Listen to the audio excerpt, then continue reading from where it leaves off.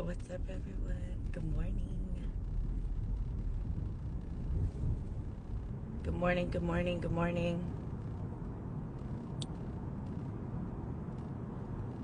I don't know about you guys, but the topic for this morning is mom guilt or parent guilt. Like, I had a conversation with somebody this morning about it, and it's real, guys. Like, it doesn't matter if you work 9 to 5. It doesn't matter if you're a business owner. You're gonna experience some sort of parental guilt, during the course of being a parent. Okay. But like for me, I worked my ass off 2021, 2022, hitting 100K months, and that was my goal. But it didn't really it didn't dawn on me. And this is like a trauma response to like growing up broke, like not being able to, not feeling like, you have enough. Like there would be times that we didn't have clean blankets and towels. Now my house is full of clean blankets and towels because that shit's a trauma response to me growing up with no clean clothes, And it didn't dawn on me. So my thing was like, I want to give my kids the life that I never had. But a lot of it surrounded the financial stability that I lacked. I completely overlooked the emotional aspects of support that I lacked as well. So now, like, if you were ever a kid and you would get student awards and you're looking out in the crowd and you're just like holding this award, so proud of yourself, and you're looking for your parents, you're looking for somebody, that you look up to, and there's no one there, that's like a shitty ass feeling. And I was doing that. I was doing that to my kids because I was out here chasing the bag to give them financial stability, and I did that. I killed that. I did that for them. I gave them all sorts of financial stability. My 18-year-old owns her own business. She knows about business because of me, but like there's emotional aspects that you cannot buy. And I want you guys, any of my students, like any of my followers, like, money can't buy everything, and your kids at the end of the day don't give a fuck about that shit. Like, it was a me thing. It was very inward that I wanted to provide them a life that I never had, but it was very financial based. Like, I'm going to give them financial stability, but I forgot about the emotional stability and of like showing up, and it's never too late to go back and fix those things. Because now I'm like, you know what? Like, if I need to take a day off at the salon, I'm going to do that. I'm not working that day because my kids have baseball. Like, I close down Saturdays because I'm the team mom. And, I never miss a baseball game at all. So with me, online courses and being able to sell online courses help me create that revenue while being away from the salon. And I'm not saying online course sales is for everybody, but if it is something that you want to try, get at me, because like, I'm going to teach you how to do it. I'm going to teach you how to do it. I'm going to teach you how to start your online courses and ebooks, and then I'm going to teach you how to sell it, because at the end of the day, like, anybody can make one. I talk to people all the time. Like, I see people buy my online course, or I'll go into their link because I'm nosy and they have an online course, but nobody's buying it. And it's because anybody can make it, but it takes a certain type of understanding to sell it, like the sales psychology behind it. So for me, I promote it to other beauty bosses because I know what it feels like to have that mom guilt. You're growing a business and it takes time. It takes effort. When it came to my daughter, Riley, I started my brow business while I was pregnant with her. So, I have a picture of me holding her in one of those carriers on my chest while I'm looking for salon space. I started this business in my son's room. So while I was working full-time as a nurse, so mind you, I'm like working full-time remotely as an RN, watching my kids full-time at the same time, and then after my work day, I would go to my salon and take some brows. So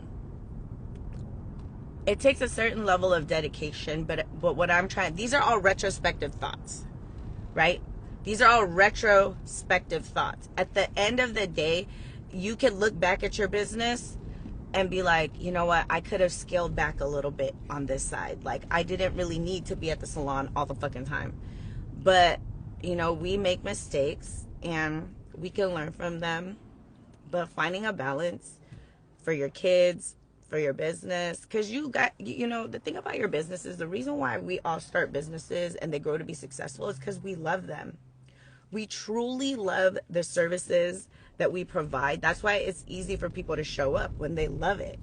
And we do it for our kids. Like in the beginning of my business, I wrote down my whys. Why do I want to do this? Right? But sometimes your whys will turn into your sacrifices if you don't find a balance. All the stuff that I wanted to do, I did. But at the sacrifice of the time with my kids. So I want you guys to find a balance. Don't be me, you know. And if you are experiencing mom guilt, I just want you to know that you're doing your best. You know, we all have pain of the past. We all have trauma that we're trying our best to navigate through while building a life for our kids that, you know, they can have the best memories. So if you are experiencing mom guilt, try your best to show yourself kindness, show yourself grace. You are an amazing mom. Everything you do is for these kids, you know, and when you make mistakes, because we all do, be kind to yourself, show yourself grace. You deserve the same grace that you give everybody else. You deserve the same patience that you give everybody else. So, you know, we're going to make mistakes. Don't feel like you're not. Okay, but we are enough. We are enough of everything. We have enough. We are enough. Don't feel like you're lacking in anything. Are there things that we could, you know, we look at it like this. We play so many roles every day. Every day. You don't get to just put your entrepreneur hat on and wear that for the whole day. Sorry, we are moms. We are salespeople. We are everything. We're mentors. Like, we hold so many hats. We can't expect to be 100% of everything to everyone every day. We can't, and it's unreasonable. So if you are giving yourself a hard time, please don't. You are worthy. You are worthy of success. You are worthy of love. You are worthy of light. You are enough. Everything you do is enough. Don't beat yourself up like, I didn't do enough today for my business. I didn't do enough today for this. I wasn't a good mom today. Don't do stuff like that, because you are just doing your best. We all are doing our best to provide the life that we feel our kids deserve, our inner child deserves. You know, be kind to yourself. Be super kind to yourself. You deserve it. You know, so if nobody tells you today, I'm going to tell you that you are amazing, you are worthy, you are enough, and you're doing the best you can to just create a beautiful life. Yeah, don't do it. You know, we show up every day. Every day we show up. And some days we feel like we're failing. We still show up. Resilience is a superpower. Whether it's towards your business, whether it's towards being a mom, you still show up. That's got to mean something. That's got to mean something towards you, you know? So just try your best to be kind to yourself. I think that's something that we really all lack. Showing ourselves kindness, showing ourselves grace to just make mistakes. Because one thing I know for sure is that through the mistakes that I've made in my life, I was able to create a path filled with purpose. Like, the people that are going to be the most helpful to a community are the people that made mistakes. You get me? Does that make sense? The people that are able to be more helpful towards an entire community are the people that didn't do it right, because they have wisdom. They have wisdom to share. They have life experiences that they can share with people that are looking to them. So if you are out here and you feel like you're making mistakes, learn from them. Because once you learn from them, you can teach other people to not make those mistakes. And that is exactly how you turn your pain into purpose. You don't have to sit on your mistakes and relive a painful mistake that you made over and over when you can learn from them and turn it into purpose. Now, everybody that's looking towards you, you have the ability to teach them. You have wisdom after all that. Oh, my brother Mikey's on. I mean, he knows, he's been knowing me since high school, so he knows how much of a fuck up I was. I was a fuck up. I mean, I guess we all were, you know, when we were kids. He's known me since high school. But your past will never define you, and that's for sure. Because, you know, the funny thing is my uncle, he was like hella active, you know, when he was younger. And whenever I would do something great, like whether it was like I finished nursing school, okay, he's in denial, definitely, but it's okay. Whenever I finished something great, he would always say the same thing, like when I finished my LVN, when I got my ADN, when I got my master's, you know, when I started my business. It was always the same sentence. He would always say, "Princess, I'm so proud of you. I thought you were going to be dead or in jail." Like, that's literally where he thought my life trajectory was going based on the decisions that I was making back then. Like, you know. So your past does not define you. Every day is an opportunity to make it better, but you got to step into that power. You got to have enough confidence in you. You don't got to have a lot of confidence, but you got to have a little bit enough to get you to that point of like, I'm going to try this out, you know, but do it in this lifetime. That's one thing I like to remind myself. It's like, if I want to do something, whether it's start a new business, try something new for my business, I'm going to do it in this lifetime. If I want to take a trip somewhere, I'm going to do it in this lifetime. I'm not waiting for my next lifetime to do something that is that is calling me in my heart. I'm not waiting another lifetime. So whatever it is that you want to do it in this lifetime and do it with intention. Like, go balls out. Don't give a fuck about what people think about you. Like, oh, like, I don't want my content to look cringy. Do the cringy content. Period. Do the cringy content. You need to do it. Like, people are like, somebody was like, you know, crying on your Instagram is weird. I don't give a fuck. I will cry because my Instagram is a journal. It is a journal for me in my life.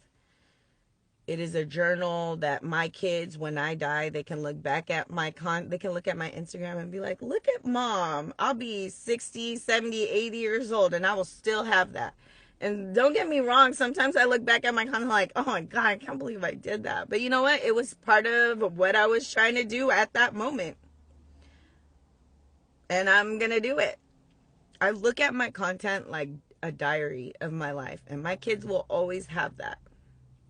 They'll be able to watch my lives and like listen to the things that I say. They're able to watch my content and I hope it makes them laugh. Like, when they see me crying and the strength that it took to share the story of why I was crying, I hope they find inspiration in it. Like, I'm not doing this shit for nobody. When I create content and when I do my lives, I do it with the idea that this is a diary of my life. And my kids will always have that. They will go back and they will look and I'll be 80 and I'll be like, yeah, your mom was dope. Your mom had body. I did the damn thing. Look at mom go. Look at her promoting her business like she didn't give a fuck. Yes, your mom did that. And I hope my kids are inspired by that. You know? All right, guys. So if you take anything away from today, I hope it's that you show yourself grace. You know, if you're a parent out there and you're experiencing some mom guilt or dad guilt, I'm going to tell you right now, you're doing the best you can. And that's okay. We are enough. The things that we do for our kids is enough. The things that we do for our business is enough. If you feel like you need a break from your business, maybe that's you working towards your business so you can show up 100 the next day. Don't feel like you always got to be on 100 every